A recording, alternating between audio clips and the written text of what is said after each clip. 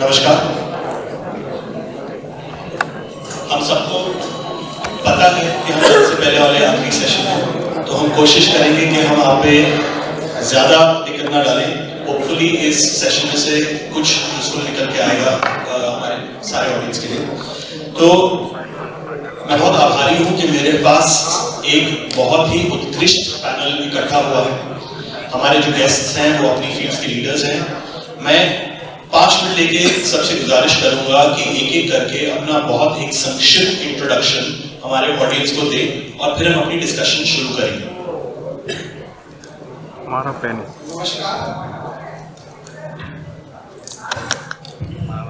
नमस्कार, मैं सुनील टंडन। हाँ तो मैं CH टेक्नोलॉजीज लिमिटेड का CEO हूँ। TCS और स्टेट बैंक का जॉइंट वेंचर है जो विभिन्न बैंकों को कोर बैंकिंग और कोर बैंकिंग प्लस की सेवाएं उपलब्ध कराता है। आज की तारीख में हम 212 बैंक के करीब को कोर बैंकिंग की सुविधा दे रहे हैं और हमारे प्लेटफॉर्म पर 11,000 से ज़्यादा ब्रांचेज हैं और हमारा प्लेटफॉर्म देश का तीसरा सबसे बड़ा प्लेटफॉर्म है। हमारी में core banking, cyber security, AML आदि सभी उपलब्ध हैं और ये SaaS मॉडल पर हम ये सुविधा प्रदान करते हैं। Thank you. नमस्कार, मेरा नाम आदिल गांधी है। I am MD and CEO for Prime Cooperative Bank. ગુજરાતની બેંક છે, Surat based. We are 29 years old અને ગુજરાતમાં આપણી 41 બ્રાન્ચીસો છે, સ્પ્રેડેડ એક્રોસ 11 ડિસ્ટ્રિક્ટ। ટોટલ અમારું બિઝનેસ મિક્સ 4,000 કરોડની, વેરી ક્લોઝ ટુ 4,000 કરોડના। અને in terms of adoption of the technology, જે અત્યારે ખરેખર આપણો એક ચેલેન્જિંગ વિષય છે, તો વી આર એગ્રેસિવ પ્લેયર છીએ આમાં। અને ત્યારે આપણે જેટલું નવી ટેકનોલોજી અને પ્રાઇવેટ સેક્ટરની બેંક સાથે કદમથી કદમ મિલાવીને કેવી રીતે આપણી બેંકને લઈ જઈ શકીએ એના માટે સતત કાર્યશીલ છીએ। Thank you very much. મારું નામ મિલન કનાત્રા છે। હું founder CEO one silver bullet કંપનીનો MD CEO છું। મારી કંપની તમારી બેંકોને થર્ડ પાર્ટી પ્રોડક્ટ્સ જેમ કે insurance, life insurance, health insurance, કોઈ પણ ઇન્સ્યોરન્સ પ્રોડક્ટ વેચવામાં મદદ કરે છે ટેકનોલોજીની એક। અને બીજું, તમારી જે ફિક્સ ડિપોઝિટ છે એને કઈ રીતે ડિજિટાઇઝ કરી શકીએ છીએ અને તમારી ફિક્સ ડિપોઝિટ કઈ રીતે વધારે વધારે બિઝનેસ કોરસ્પોન્ડન્ટ આખા ઇન્ડિયામાં વેચી શકે એના માટે અમે ટેકનોલોજી અને આખો સપોર્ટ કરીએ છીએ। અમારી કંપની નવી છે। મારું નામ વિઠ્ઠલ ધાનાણી છે। હું general manager CEO Varachha cooperative bank, Surat base bank છે। 28 વર્ષ જૂની બેંક છે, 29 બ્રાન્ચો છે અને 5,500 કરોડ અમારો બિઝનેસ છે।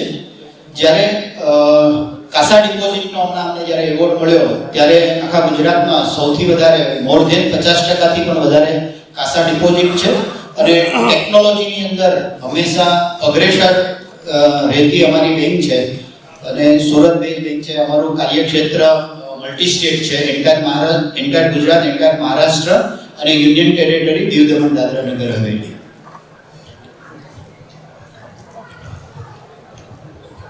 હેલો, મારું નામ જયશ્રી વ્યાસ છે અને હું મહિલા સેવા સહકારી બેંકમાં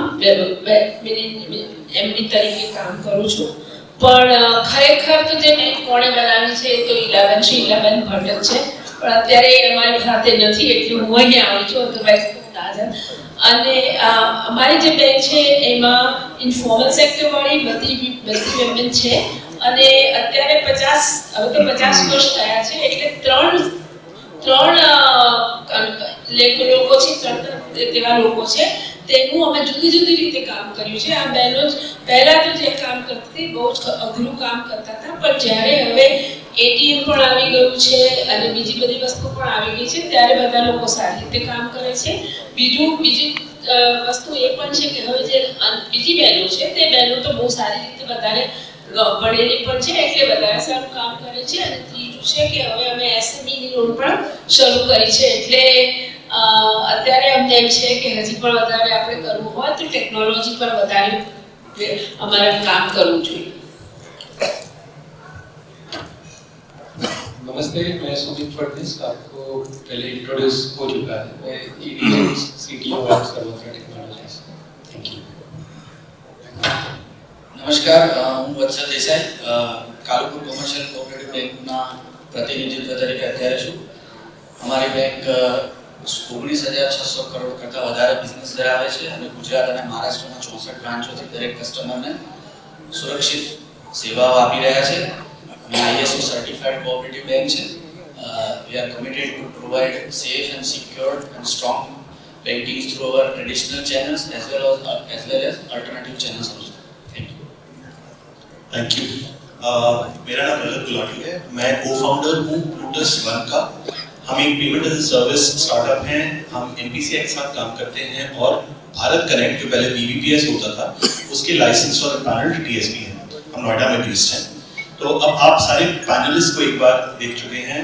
अब मैं होप करता हूँ कि इस पैनल से आपको कोई वैल्यू मिलेगी. मैं शुरुआत करता हूँ धनानी साहब से. धनानी साहब, UCBs, उनकी दिक्कतें, हमें कोई ओवरव्यू दीजिए. क्या दिक्कतें आ रही हैं, क्या चैलेंजेस हैं UCBs के लिए आज की डेट में, बड़े चैलेंजेस?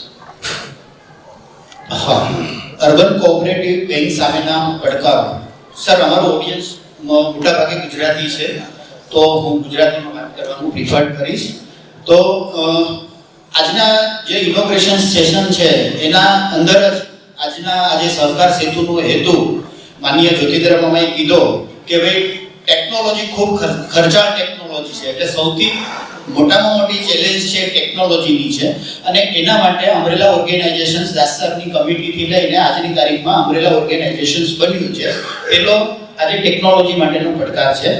પછી આપણા વિશ્વકર્મા સાહેબે ઘણી વાત કરીને એમણે એવું કીધું કે ભાઈ એન્ટીવાયરસના પ્રશ્નો છે, સાયબર સિક્યુરિટીના પ્રશ્નો છે, સ્ટાન્ડર્ડ કયા પ્રકારના સોફ્ટવેરો યુઝ કરવા જોઈએ કે જેથી કરીને આ બધા પ્રશ્નોની સામે આપણે ટકી શકીએ. એ પણ કોઓપરેટિવ બેંકો માટેનો સામે મોટો પડકાર છે.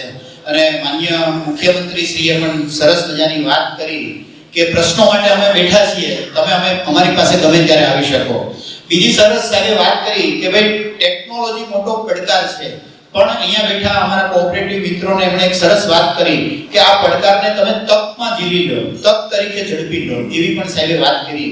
અને બીજું એમણે એવું કીધું કે ભાઈ સમયની સાથે નહીં પણ સમયથી પહેલા આગળ ચાલવાની જે વાત કરી તો કોઓપરેટિવ બેંકો માટે આ બધી મુશ્કેલીઓની સાથે સાથે એક ખર્ચાળ ટેકનોલોજીની સાથે સાથે વેન્ડર મેનેજમેન્ટનો પણ પ્રશ્ન છે, સ્કિલ સ્ટાફનો પણ એક મોટો પ્રશ્ન છે, સાયબર સિક્યુરિટીનું એક મોટું જોખમ રહેલું છે. અમારા જે કસ્ટમરો છે એને અમે પ્રાઇવેટ સેક્ટર બેંકો કે પબ્લિક સેક્ટર બેંકોની સાથે એની જે જરૂરિયાતો છે એની અંદર અમે બહુ પાછળ છીએ, આગળ પણ નથી રહ્યા. બહુ મોટી કોમ્પિટિશન્સ પણ ઊભી થઈ છે અમારી સામે. સ્મોલ ફાઇનાન્સ બેંકોથી લઈ અને ઘણી બધી બેંકો થઈ ગઈ છે એટલે કોમ્પિટિશનનો એક મોટો પ્રશ્ન છે. બીજું અત્યારે કેશલેસ ઇકોનોમી થઈ ગઈ તો અમારા જે કસ્ટમરો છે એ રૂઢિગત છે. આપ જાણો છો કે જે સિનિયર સિટીઝન છે, મોટાભાગના જે લોકો છે સિનિયર સિટીઝન લોકો એ કોઓપરેટિવ બેંક સાથે જોડાયેલા છે. યંગ જનરેશન જેટલું પણ છે યંગ જનરેશન એ મોટાભાગે પ્રાઇવેટ સેક્ટર બેંકોનો ઉપયોગ કરે છે કારણ કે એમને ડિજિટલ ટેકનોલોજીનો ખૂબ મોટો ભરપૂર ઉપયોગ પણ ત્યાં થઈ રહી શકે છે. બીજું કેશલેસ ઇકોનોમી છે. ત્યાર પછી અમારી સાથે સોરી માફ કરજો RBI ના કોઈ અધિકારીઓ હોય તો RBI નો અમારી પ્રત્યે બહુ ઓરમાયું અને કડક વલણ પણ રહેલું છે કોઓપરેટિવ સેક્ટર માટે. આ પણ એક છે. ત્યાર પછી હમણાં તમે જોવો છો કે ભાઈ માર્કેટ એટલે કે શેર માર્કેટ છે કે મ્યુચ્યુઅલ ફંડ છે એનું માર્કેટ ખૂબ ઊંચું જઈ રહ્યું છે તો બધી કોઓપરેટિવ બેંકો ડિપોઝિટ મેળવવા માટેનો એક પડકાર છે. ગત માર્ચની સરખામણીમાં અત્યારે તમામ કોઓપરેટિવ બેંકોની ડિપોઝિટો પણ ઘટી રહી છે. આ એક ડિપોઝિટ મેળવવા માટેનો પણ મોટો પડકાર છે. ત્યાર પછી જે RBI નોર્મ્સ કર્યા છે એમાં બધી જ બેંકોને commercial bank, private bank, small finance bank ના તમામ રૂલ્સ છે કોઓપરેટિવ બેંકો પર એડોપ્ટ કર્યા છે અને જેથી કરીને અમને પ્રાયોરિટી સેક્ટર કે વીકર સેક્ટરના ધિરાણ કરવાના પણ મોટા પ્રશ્નો અમારી સામે ઊભા રહ્યા છે. ઘણી વખત ડ્યુઅલ રેગ્યુલેશન્સ ઓથોરિટી છે અમારી પાસે, આરબીઆઈ અને રજિસ્ટ્રાર, તો એનો પણ એક મોટો પડકાર અમારી સામે છે. એનપીએ ના પણ પ્રશ્નો અમારી સામે છે. ગ્રાહકલક્ષી સેવા અમારે જે આપવી છે તો એ પણ અમે નથી આપી શકતા. અમારી પાસે સૌથી મોટામાં મોટો પ્રશ્ન છે સાહેબ કે આ ટેકનોલોજી એડોપ્ટ કરવી છે અમારે, તો ટેકનોલોજી એડોપ્ટ કરવા માટે અમારી પાસે કેપિટલ નથી. સહકારી બેંકો પોતાની શેર મૂડી કેપિટલ એ માત્ર સભાસદો પાસેથી મેળવેલી ટેકનોલોજી લઈ અને આગળ ચાલે છે, એટલે કે કેપિટલના કોઓપરેટિવ બેંકો માટે મોટા પ્રશ્નો છે.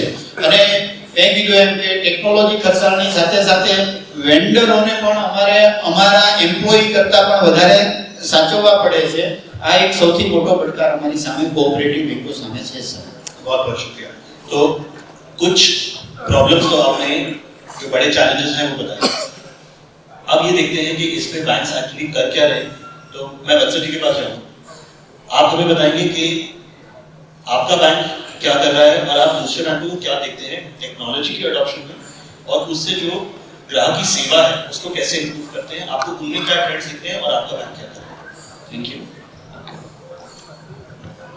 અત્યારે જે ટોપિક છે કે ભાઈ એડવાન્સ્ડ સેલ્ફ સર્વિસ પોર્ટલ્સ, તો જેવી રીતે ધાનાણી સાહેબે કીધું કે સ્કિલ સ્ટાફ અને લેબરના પણ ક્રંચીસ હોય છે કોઓપરેટિવ બેંકમાં, તો એવા સમયગાળા દરમિયાન આપણી પાસે જો એડવાન્સ સેલ્ફ સર્વિસ પોર્ટલ્સ હોય એ આપણને આપણા 1 કે 2 કે 3 સ્ટાફ જેટલું કામ ખેંચી લે. તદુપરાંત તમારા વર્કિંગ આવર્સ પછી પણ તમે કસ્ટમર્સને 24/7 સર્વિસીસ આપી શકો. એટલે ટ્રેડિશનલી એટીએમ થી લઈને મોબાઈલ બેન્કિંગ સુધી કે એસએમએસ બેન્કિંગ થી લઈને ચેક બેન્કિંગ કે વોટ્સએપ બેન્કિંગ સુધી આ બધા સેલ્ફ સર્વિસ પોર્ટલ્સ છે જે એડવાન્સ છે, જે અત્યારે અમે અમારી બેંકમાં પણ યુઝ કરી રહ્યા છે અને અગ્રેસિવલી વધારે પ્રકારની સેવાઓ કસ્ટમર જાતે જ કરી શકે એવા પ્રયત્નો કરી રહ્યા છે. એમાં હું તમને અમારી બેંકનું એક યુઝ કેસ કે ઉદાહરણ આપું તો ગુજરાતમાં આઈપીઓ આવે એટલે આઈપીઓની એપ્લિકેશન જ્યારે આઈપીઓ બહાર પડ્યા હોય ત્યારે એપ્લિકેશનનો ફ્લો વધારે હોય, તો અમારી બેંકમાં 50% મોબાઈલ બેન્કિંગ કે ડિજિટલ ચેનલ્સથી આઈપીઓ આવતા હતા અને બાકીના ફિઝિકલ ફોર્મ્સ હતા. એટલે હજી પણ ફિઝિકલ ફોર્મ્સનો ઘસારો વધારે હોય છે. એમાં છેલ્લો દિવસ હોય અથવા છેલ્લા અમુક કલાક હોય ત્યારે અમને બહુ તકલીફ પડતી હોય છે. મોટાભાગની બેંકમાં ગુજરાતમાં આ તકલીફ કોમન હશે. તો એના માટે બી અમે એક સેલ્ફ સર્વિસ પોર્ટલ જેવું બનાવ્યું હતું કે કસ્ટમર ફિઝિકલી આવે એ ઉપરાંત અમે એમને મેલમાં મોકલી દઈએ કે just click on the apply button and your RPO will be applied. So mobile બેન્કિંગમાં તમારે લોગિન કરવું પડશે, તમારે બધું સિલેક્ટ કરવું પડશે, પણ અમે જે અમારા કસ્ટમરના બિહેવિયર હોય એનો મશીન લર્નિંગ થી કે વોટેવર એનાથી અમે કસ્ટમરને સામેથી જ મોકલી દઈએ છીએ. અને છેલ્લા 3 કે 4 મહિનામાં અમે જોયું છે કે 11% અમારા કસ્ટમર્સ જે પહેલા ફિઝિકલી આવતા હતા એના 11% કસ્ટમર્સ હવે બ્રાન્ચમાં આવવાનું ઓછું કરી દીધું છે અને they are applying from email. સો એટલે જરૂરી નથી કે જે મોટી બેંક્સ આપે છે એ જ આપવું. આપણા માટે અત્યારે અગત્ય એ છે કે આપણો વર્ગ કયો છે, આપણને ક્યાં તકલીફ પડે છે, એનું આપણે સોલ્યુશન લાવવાનો પ્રયત્ન કરીએ. અને એમાં જો આપણે કોઈ આવી સેલ્ફ સર્વિસ પોર્ટલ કે એવી કે સુવિધા આપે તો કસ્ટમર પણ બેનિફિટમાં રહેશે અને આપણે પણ બેનિફિટમાં રહીશું. So we can achieve win win situation. Very nice, thank you. तो Sunil ji, I come to you. Vatsal ji ने सेल्फ सर्विस कैपेबिलिटीज की बात की बैंक्स के लिए और वो कस्टमाइज्ड सॉल्यूशंस जो अपने कस्टमर्स के लिए क्रिएट कर रहे हैं. तो आप as a technology provider to banks self okay fintech और बैंक के प्रयासों से बैंकिंग सेवाओं का जन तक विस्तार हुआ. जनधन अकाउंट खोले गए, मोबाइल आधार की ट्रिनिटी है और इसको बढ़ावा दिया. साथ में कोविड की महामारी ने डिजिटल ट्रांजेक्शन्स को बहुत ज़्यादा चेंज कर दिया. तो एक तो ये परिप्रेक्ष्य है. दूसरा परिप्रेक्ष्य है कि कंप्यूटराइजेशन का एडॉप्शन के कारण जो अभी जनरेशन है वो पूरी तरह से डिजिटल नेटिव जनरेशन है, जिसको सब कुछ तुरंत चाहिए और मोबाइल पे चाहिए. तो अगर संक्षेप में कहें कि जैसे मोबाइल जब आया था तो दुनिया कर लो मुट्ठी में, आज की तारीख में पूरा बैंकिंग आपके मोबाइल में आ गई है. और अगर मोबाइल में आ गए हैं तो सभी बैंकों को सर्वाइव करने के लिए और नई जनरेशन को अपनी तरफ अट्रैक्ट करने के लिए बहुत ही आवश्यक है कि उनमें ऐसी क्षमताएं हों ताकि वो स्वयं सेवा की परिपूर्ति कर पाएँ। तो CH के पास बहुत सारे सॉल्यूशंस हैं। CH के अलावा सभी वेंडर्स के पास भी सॉल्यूशंस हैं, जिसमें कस्टमर ऑनबोर्डिंग, नए कस्टमर को आप बगैर उसके ब्रांच में आए हुए कैसे अपने प्लेटफॉर्म पर ऑनबोर्ड कर सकते हैं, वो सुविधा उपलब्ध है। सेकेंडली, इसके अलावा आप लोन का एप्लीकेशन आवेदन, आज पहले तो बिल्कुल एक एप्लीकेशन लेकर के उसको भरना पड़ता था, पर सॉफ्टवेयर हैं अवेलेबल, ऐसी सेवाएं अवेलेबल हैं जिसमें कि कस्टमर स्वयं पूरा अपना लोन का आवेदन करके अपनी बैंक को भेज सकता है। इसके अलावा बहुत सारी चीज़ें जैसे इंटरनेट बैंकिंग, मोबाइल बैंकिंग में आप अपने ट्रांजेक्शन स्वयं कर सकते हैं। बट व्हाट्सएप में बगैर मोबाइल बैंकिंग में गए या इंटरनेट बैंकिंग में गए आप ये सेवा कर लेते हैं तो आपको बैलेंस की इंक्वायरी या आपके लास्ट ट्रांजेक्शन्स क्या हैं, ये सारी चीज़ें भी उपलब्ध हैं। ये इस तरह की स्वयं सेवा जो सर्विसेज हैं या क्षमताएं हैं, ये दोनों के लिए बहुत फ़ायदेमंद है, बैंक के लिए भी और कस्टमर्स के लिए भी। कस्टमर्स के लिए इसलिए फ़ायदेमंद है क्योंकि वो अपने बैंकिंग ट्रांजेक्शन्स पर पूरा कंट्रोल उसका आ गया कि जब वो चाहे, जहाँ चाहे, जैसे चाहे वो अपने ट्रांजेक्शन कंप्लीट कर सकता है, अपना आवेदन कर सकता है, अपनी जो भी इंक्वायरी उसको चाहिए वो प्राप्त कर सकता है। बैंक के लिए लागत में बचत कम होती है उसकी और कंप्लायंस लेवल थोड़ा सा बढ़ जाता है। तो इसलिए ये क्षमताएं सभी बैंकों को डेवलप करना बहुत ही आवश्यक है। शुक्रिया। आदिल जी, आपके पास आता हूँ। हमारी डिस्कशन में आपने बताया कि प्राइम कोऑप बैंक भी टेक्नोलॉजी में बहुत कुछ कर रहा है। कुछ कंज्यूमर साइड जो सर्विसेज हैं वो सुनील जी ने भी बताया, बट प्रोसेसेस की ऑटोमेशन एक टेक्नोलॉजी के लिए बहुत बड़ा पॉइंट रहता है जो सेविंग कर सके, टाइम की सेविंग, कॉस्ट की सेविंग। तो उस ऑटोमेशन के लिए प्राइम क्या कर रहा है और उसमें आप क्या नए ट्रेंड्स देख रहे हैं? Sure, thank you Rajat. I think અત્યારે જે एज ए इंडस्ट्रीज की अगर मैं बात करूँ तो बीइंग अ कोऑपरेटिव बैंक जो मेजर चैलेंज है वो है सेल्स कल्चर डालना। और सेल्स कल्चर अगर डालना है तो सबसे पहले व्हाट आई फील इज कि हमारी आज भी मोस्ट ऑफ द बैंक तो we are using core banking use कर रहे हैं, हम सब सिस्टम्स टेक्नोलॉजी सब यूज कर रहे हैं मोस्ट ऑफ दैट, बट फिर भी अभी हम सेमी ऑटोमेटिक मोड में चल रहे हैं, नॉट फुल्ली ऑटोमेटेड बैंकिंग। सो एक एग्जांपल लेके चलते हैं। हमने एक डिटेल स्टडी किया about our loan process, branch से सोर्सिंग होके वो हेड ऑफिस पे आने के बाद सैंक्शन होके डिस्बर्समेंट होने का जो टर्न अराउंड टाइम था, that is usually comes to 21 days for a secure loan and unsecure loan जो छोटी सी पर्सनल लोन वगैरह ही रहती है हमारे में, तो उसका भी turn around time is more than 12 days. So that's the biggest challenge. उसके साथ में और एक इश्यूज आता था कि ब्रांच को पूरा फॉर्म फिलअप करना पड़ता है, then they prepare appraisals with their own hand, maybe type करके कोई गुजराती में लिखता है, कोई हिंदी में लिखता है, कोई अंग्रेजी में लिखता है, जिस लैंग्वेज में दे अंडरस्टैंड दैट। वह बाद में फिर इतना बड़ा फाइल का पूरा पैकेट बन के ब्रांच पे आता है, हेड ऑफिस पे आता है, अगेन उसको सैंक्शन करते हैं, वापस जाता है, फिर डिसबर्समेंट मेमो के लिए आता है। This all takes long time plus expenses of paper, expenses of courier and loss of interest, because loan जितना जल्दी डिसबर्स हो जाएगा बैंकों को बेनिफिट इतना फास्ट मिलेगा। So we decided to go with loan automation system. So loan automation system से we would be in a position to reduce the loan जो 12-14 दिन का एवरेज टर्नअराउंड टाइम था, it has reduced to 5 days now. So we are earning actually 7 days more interest in this case. Unsecured loan का जो turnaround time usually about 21 days था, it is now skipped to 11-12 days, and we are furtherly reprocessing it.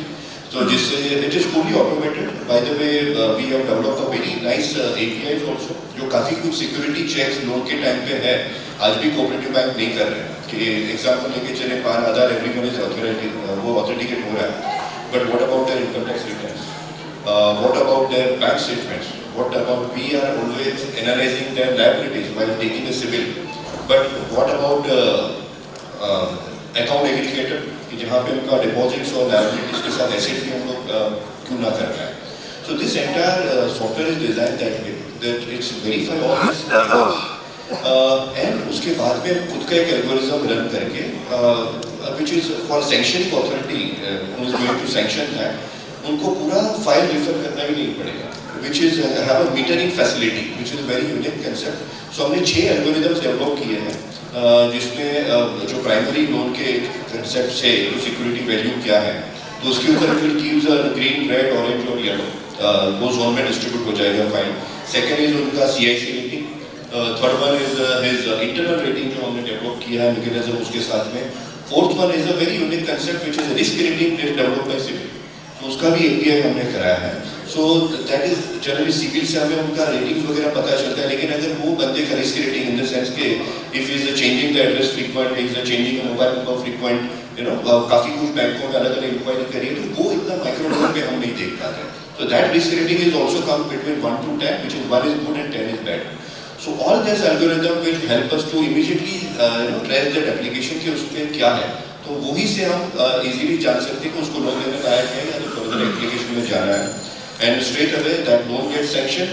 Not only that, जैसे sanction होता है, second challenge जो bank में रहता है वो है उनके documentation करना, फ्रैंकिंग कराना, फिर हर एक में अर्जदार पहुंचे, जामीन पहुंचे, अगेन उसमें एरर आएगा, वापस ऑडिट में क्वेरी, तो वो भी हमने पूरा ऑटोमेटेड कर दिया है. So entire thing is automated. Once the loan is sanction, branch को सीधा अपना डॉक्यूमेंट प्रिंट लेके कस्टमर का साइन ही कराना है. So that is very advanced one which we are following right now, and it's actually yielding to lots of positive impacts to our customer and a good earning opportunity for the bank as well. Lovely. So I think it's सबको clear है कि हम technology adopt करते हैं तो benefit तो हमें दिखता है, but technology adoption is a cost unto itself. उस पर खर्चा आता है. Banks have already made investments in a bunch of their products, a bunch of their services, a bunch of vendor onboarding. Will I come to you? How do banks monetize these investments that they made? अब तो वो sunk cost में जाने से कैसे बच सकती है और बैंक उसको रिकवर उससे कैसे फायदा उठा सकता है? बहुत ही सही सवाल पूछा आपने. बैंकों का खर्चा बहुत है, NPAs है, लेकिन सबसे बड़ा बैंक का जो मैं समझता हूँ कॉर्पोरेट बैंक का सबसे इम्पोर्टेंट चीज़ है कि उनके पास कस्टमर्स हैं और कस्टमर्स का विश्वास है बैंक पे. ये सबसे बड़ी चीज़ है, जो सबसे पॉजिटिव चीज़ है जो बैंक के पास है. लेकिन बिल्कुल समझ सकता हूँ कि बैंक की कैपिटल लिमिटेड है. तो जहाँ पर हमारे जैसे लोग आ सकते हैं, जहाँ पर आपको थर्ड पार्टी प्रोडक्ट्स जैसे फॉर एग्जांपल एक आप लोन बेचते हो, उसके साथ आप इंश्योरेंस अटैच कर देते हो तो फायदे होते हैं, बैंक को रेवेन्यू मिलता है. दूसरा, आपको लोन जो NPA हो सकता है वो आपको प्रोटेक्ट होगा. उसके लिए टेक्नोलॉजी आपको, जैसे हम लोग जिस तरह से कर रहे हैं कि जहाँ पर आपको टेक्नोलॉजी में खर्चा नहीं करना पड़े, हम आपके साथ पार्टनरशिप कर लेते हैं जहाँ पर आपका कोई इन्वेस्टमेंट नहीं है, आपको कुछ करना नहीं है, आपके लिए रेवेन्यू भी हो गई, आपके लिए लोन भी प्रोटेक्ट हो गया कि सारी चीज सिक्योर हो गई. तो ये नॉन कैपेक्स, नॉन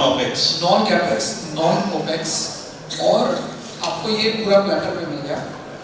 तो आपके पास बहुत सारे प्रोडक्ट्स मिल सकते हैं जहाँ पर आपको मेहनत नहीं करनी है. कस्टमर भी सेटिस्फाई हो गया क्योंकि उसको भी सारी चीज जो private sector bank, small finance bank जो सुविधा दे रही है, जो आप नहीं दे पा रहे थे वो आपकी बैंक से भी मिल गई.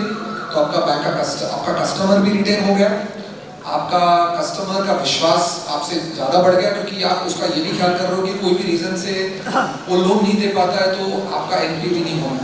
ओके, तो बहुत सारी चीज़ें हैं जहाँ पर आप उसका फ़ायदा ले सकते हैं और मेरे हिसाब से बैंकों के लिए बहुत ही फ़ायदेमंद चीज़ है. और आपको कोई मेहनत नहीं करनी है, ट्रेनिंग नहीं देना है, कुछ नहीं करना है, सारी चीज़ हो सकती है विदाउट आपको इन्वेस्टमेंट की. Thank you. ऋषि, मैं आपके पास आता हूँ बिकॉज आपका जो कॉन्टेक्स्ट है, जो एग्जाम्पल है वो थोड़ा यूनिक है, सारे बैंक से थोड़ा हटके है, जस्ट टीचिंग और सर्विस कर रही है. आपकी सेवा बैंक की डिजिटल जर्नी क्या रही है आज का? हम ATM से बात कर रहे थे, तो ATM तो वो तो ठीक है, बट सेकंड जनरेशन भी आ गई. तो सेकंड जनरेशन जब आई तो दे डेफिनेटली वांटेड कि they saw that they can do lots of other things. So सबसे पहले तो वही हुआ कि वो लोग ने ये किया कि जो डिजिटली तो जो सब हो रहा है वो डिजिटली तो करने ही लगे. बट उसमें वो लोग को वो भी लगा कि हम आगे जाके और कुछ करें तो हम भी ऐसे वो लोग के साथ भी कहते थे कि ये भी करना भी चाहिए वो लोग को। तो फर्स्ट टाइम क्या था कि जब फर्स्ट जनरेशन थी हमारी तब तो टर्म लोन थे, तो टर्म लोन में तो बस हर वक्त पैसे जाते रहते थे। बट अभी तो ये लोग को करना था कि because they were so they were wanting to do other things, you know, SMEs kind of things. So उसमें डेबिट कार्ड्स भी वो लोग को चाहिए था वो मुझे लगता था यूपीआई भी आ गया उसमें। कब आया यूपीआई? यूपीआई आया last year no sir? Yeah, yes. So that was the best thing which we saw. But not only that, you know, mobile banking भी हुआ और QR code. That was also something which, you know, they started working on it. So this was something, you know, there was some kind of thing because all these women who were not very old, so they were always saying that no, we should have only fixed deposits, and these women were saying that no, go for FD, but at least, you know, we want to grow. So that was something which, you know, they were always working. But they were good. Excellent. I'll come back to that. But Faris, I'll come to you. So you mentioned in your earlier session that we see UPI as a mile marker for digital adoption by banks. But UPI के आगे भी एक दुनिया है. वहाँ पे क्या है? What आप नई चीज़ किस पे काम कर रहे हैं? And ऐसा क्या है जो वो solution दे सकते हैं जो UPI नहीं solve कर सकते? यूपीआई तो आज यूबिक्विटस हो गया है, चाहे वो कोई चाय वाला हो या बड़ा दुकान हो, कस्टमर यूपीआई यूज़ करके पेमेंट कर रहे हैं, ऑनलाइन भी कर रहे हैं। और वो सेफ भी है क्योंकि कस्टमर जो पिन डाल रहे हैं वो अपने खुद के मोबाइल फ़ोन पे डाल रहे हैं। अगर आप पॉज पर भी ट्रांजैक्शन कर रहे हो तो किसी दूसरे का टर्मिनल है जहाँ पे कार्ड का पिन डाला जा रहा है, तो इसलिए यूपीआई बहुत ज़्यादा सेफ है।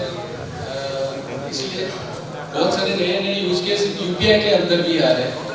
जैसे अभी यूपीआई लाइट आपने देखा होगा, हर बार बैंक अकाउंट को हिट करने की ज़रूरत नहीं है, तो एक बार 2000 रुपये तक आपने यूपीआई लाइट के वॉलेट में डाल दिया, तो छोटे छोटे ट्रांजैक्शंस के लिए पिन भी डालने की ज़रूरत नहीं है और ट्रांजैक्शन की एक लिमिट कम हो जाता है बैंक हिट होने से।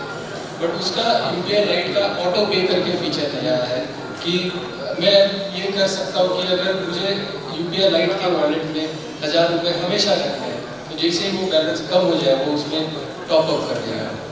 या नया एक आएगा कि मुझे मेरा हर एक यूपीआई अकाउंट यूज़र को अपना खुद का अकाउंट होना चाहिए और उसको जो मोबाइल नंबर लिंक है उसी पे सिर्फ यूपीआई चलता है। ये आज का एक लिमिटेशन है। बट एक नया फीचर यूपीआई में भी आया है जिसको यूपीआई सर्कल या डेलीगेट पेमेंट्स बोलते हैं, जिसमें एक अकाउंट में मैं मल्टीपल डेलीगेट्स बना सकता हूँ, मल्टीपल वर्चुअल अकाउंट्स बना सकता हूँ और उसको अलग अलग लिमिट दे सकता हूँ। जैसे मेरे बेटे को कुछ दे दिया एक लिमिट और वो सिर्फ यहाँ में खर्चा हो सकता है, मैंने ड्राइवर को अलग से दे दिया और वो कुछ जगह पे ही खर्चा हो सकता है ऐसा वो। बट फाइनली वो लिंक होगा मेरे अकाउंट में बट उनके मोबाइल पे चलेगा। सो ये नया फीचर है जो काफ़ी यूज़फुल हो सकता है। और अगर हम पेमेंट टेक्नोलॉजी की बात करें तो यूपीआई के बाद जो इसका पायलट अभी चल रहा है इंडिया में वो है सेंट्रल बैंक डिजिटल करेंसी। इसमें और यूपीआई में बेसिक फ़र्क ये है कि इसमें कोई बैंक अकाउंट नहीं रहता है, it is almost like cash. जैसे आपके जेब में वॉलेट है उसमें जो कैश है सेम थिंग आपके डिजिटल फॉर्म में है। तो हर एक जो करेंसी नोट्स है उसको डिजिटाइज टोकनाइज करके रखा है और एवरी जो टोकन है वो आरबीआई ने साइन किया हुआ है। जैसे हमारी जो नोट अगर आप वॉलेट से निकाले तो उस पर आरबीआई गवर्नर का सिग्नेचर रहता है क्या प्रॉमिस टू पे वगैरह। But same thing digital form में ये डिजिटल वॉलेट के अंदर जो टोकन्स रहते हैं वो आरबीआई के डिजिटली साइन रहते हैं। एंड इससे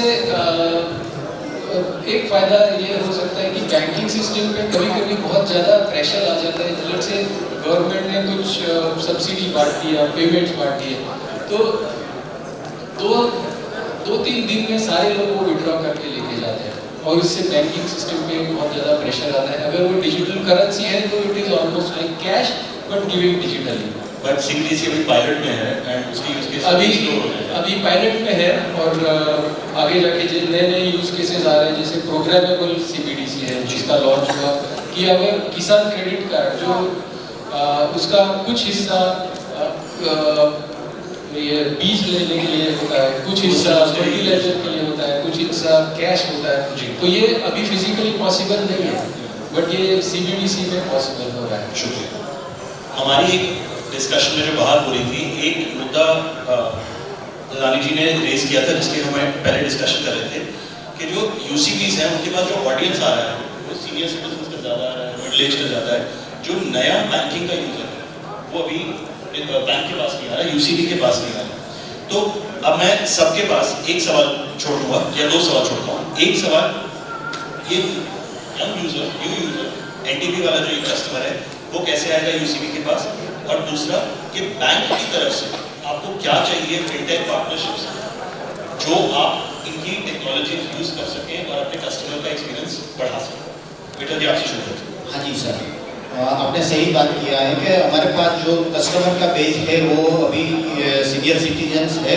यंग्स को लाने के लिए बैंक को टेक्नोलॉजी में आगे बढ़ना चाहिए, इसके साथ उसको एआई टेक्नोलॉजी अभी जो मार्केट में चल रहा है तो एआई का यूज़ करके जो यंग जनरेशन है उसको आकर्षित करना चाहिए।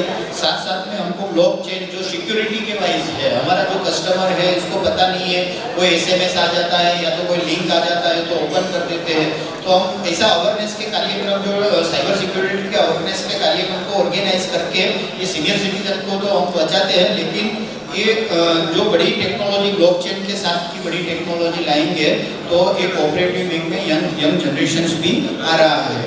मेरी बैंक अभी टेक्नोलॉजी में सबसे जो भी नया प्रोडक्ट आता है या तो टेक्नोलॉजी में जो भी नई बात है तुरंत ही एक्सेप्ट करते हैं, हमारा मैनेजमेंट भी उसके पीछे खर्चा करने की कोई गुंजाइश ही नहीं करते हैं। तो यहाँ जितनी भी यूसीबीज है उसका मेरा एक निवेदन है कि आपका जो प्रॉफिट है उसमें से थोड़ा टेक्नोलॉजी के पीछे का फंड क्रिएट करें। अभी जो भी करने का है वो टेक्नोलॉजी के पीछे हमको बहुत ही खर्चा करना पड़ रहा है, तो आप प्रॉफिट में से थोड़ा शेयर टेक्नोलॉजी के माध्यम से आगे बढ़ाएं।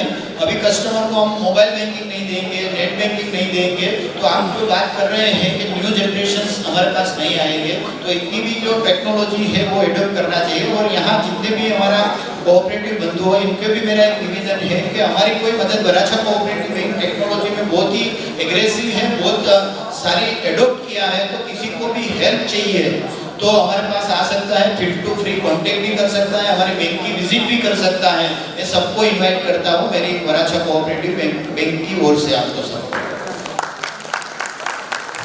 बहुत बहुत शुक्रिया।